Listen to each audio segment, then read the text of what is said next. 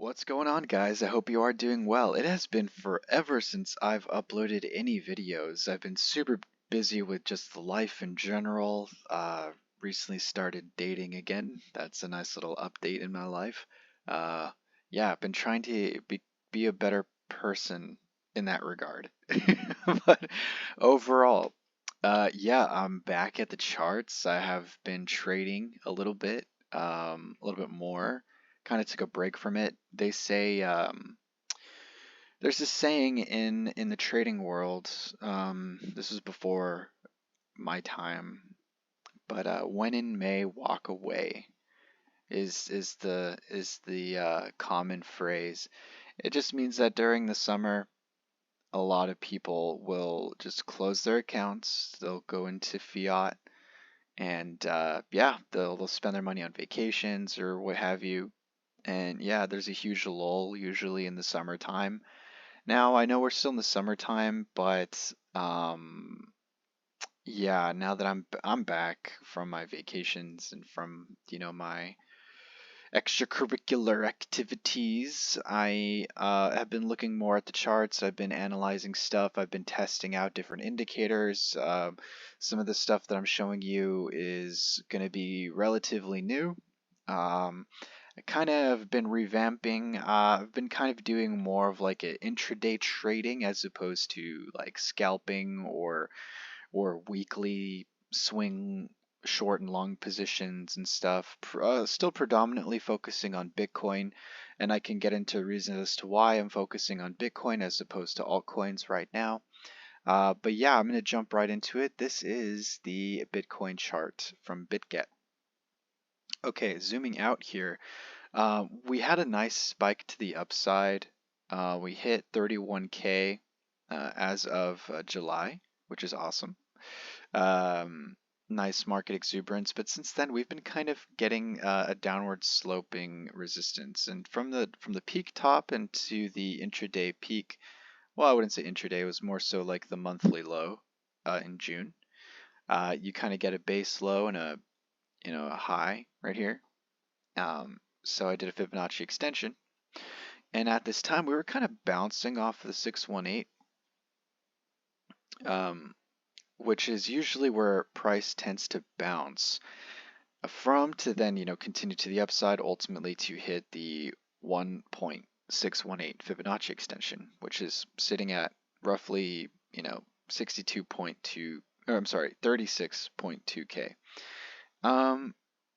Yeah, but unfortunately, we had some whale manipulation. See these yellow X's right here? I have an indicator that kind of shows me anomalies in the market. Basically, I don't exactly remember how it's calculated, but essentially it's depicting anomaly movements that buck the trend. So it just means that whales are either uh, selling their bags or they are buying Bitcoin but opening short positions, massive short positions, that is literally moving the market. Like as you can see, this whale affected the market by 2.78%. You know, Bitcoin's $1 billion plus asset, so yeah, that you need a lot of money to do that. But anywho, as you can see, there's another one right here, and it actually pushed price down below the 618. So we're seeing some interesting things, and I can kind of explain a little bit more as to the formation that I'm looking at. So this downward move here, I'm just going to focus in on this pattern for now. This is considered a falling wedge pattern, which is rather interesting. So price will continue going down until until resistance is broken, back tested as new support, to then pump to the upside and then hit the Fibonacci level that we were hoping to intend, which was up here at the 1618. Now I do feel that will eventually happen. Now we are seeing some interesting developments as of these past couple hours, essentially, where basically a huge market influencer pushed price below 618.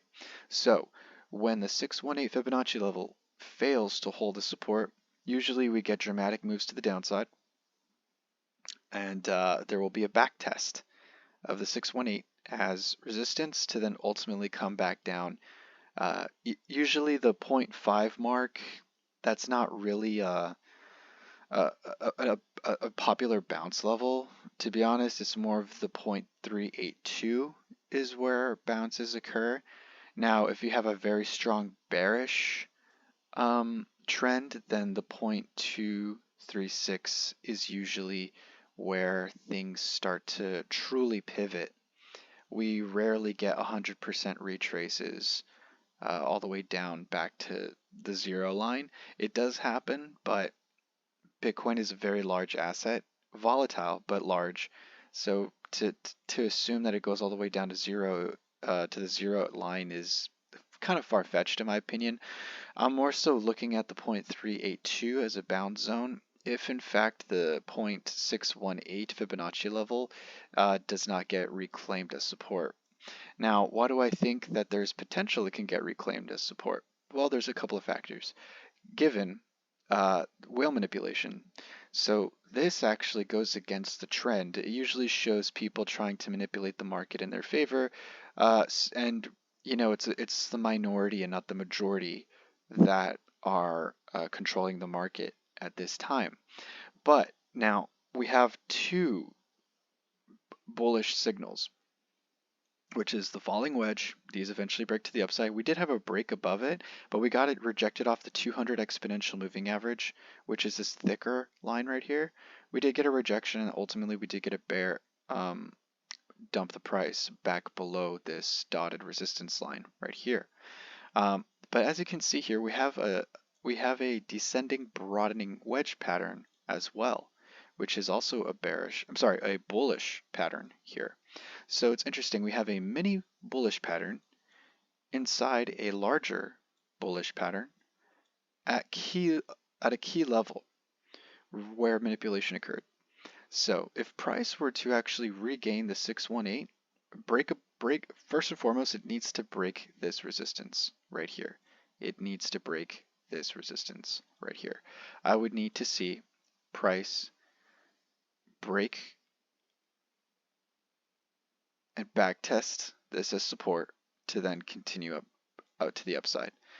If that does not occur, I am expecting Bitcoin to fulfill its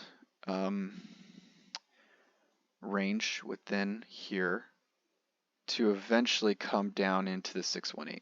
I'm sorry, into the 0.32. Man, I'm rusty. I'm very rusty right now. Please forgive. But yeah, ultimately, I do think that there will be some significant bounces here.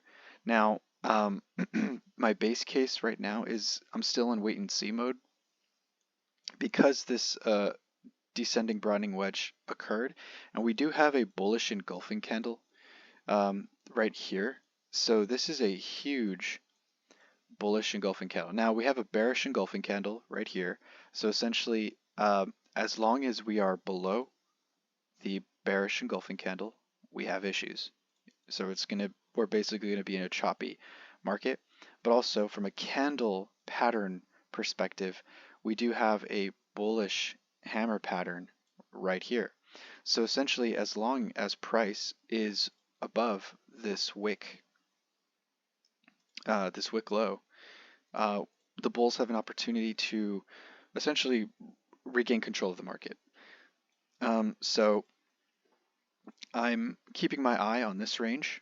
It's relatively a 2% range. It's not bad if you're using leverage, you know. That's pretty significant stuff right there. Ultimately, if we do lose support, I actually am more conservative, so I like to see this candle close. So for example, if this hammer at basically 28.797K, if we lose support here, if we have an hourly candle close below this line, then I'm more likely to not initiate any positions. I'm not in a position at all. I was in a scalp long with leverage, and I grew, my account by, I think it was like 8 or 9% or something like that. But it was a pretty decent run. This wick scared the shit out of me, I'll be honest with you. But thankfully, my average entry was right around here, due to the wick and multiple candles closing in this area. So I decided to put a limit order here, rode the top, closed out right around here because we had a confluence of resistance. Basically, when two resistance lines converge, that's usually a good sign to take profit, which that's exactly what's happening right now. Now I'm actually keeping my eye on the 9 exponential moving average on the hourly, which is this thin line right here. If this can get flipped to support, and basically we can kind of trade within this range for a little while, basically between the 21 exponential moving average and the 9 exponential moving average, if we can trade in here for a little while and actually break above this resistance line, then I would probably reopen a long position, and basically ride it up to the top. So these descending broadening wedges, they usually come back to the very top, which is at 29.461. And frankly, because we were in a very larger falling wedge, I would probably hold this position until we hit roughly, 31.6, and then kind of reevaluate my options. But, that is too far ahead. We still need to see significant developments within the next couple hours. Basically, today will be really telling in regards to the direction. Essentially, a break below an hourly close below, 28.797 would be bearish. A break above basically 28.995, that'd be very bullish. So that's kind of where I'm at. I hope this was insightful in regards to Bitcoin. I'm just going to keep it to Bitcoin today. Yeah, I kind of lost my groove and how I used to kind of break down, everything. But given how the market is predominantly, Bitcoin centric right now, I really do feel like this is probably the juicier information I could provide for you all. But I just want to say thank you so much for your time. Take care. Oh, if you haven't liked, subscribe, please do so. And yeah, if you think this is information is valuable, please share with your crypto friends and get them enlightened. All right, take care. Bye bye.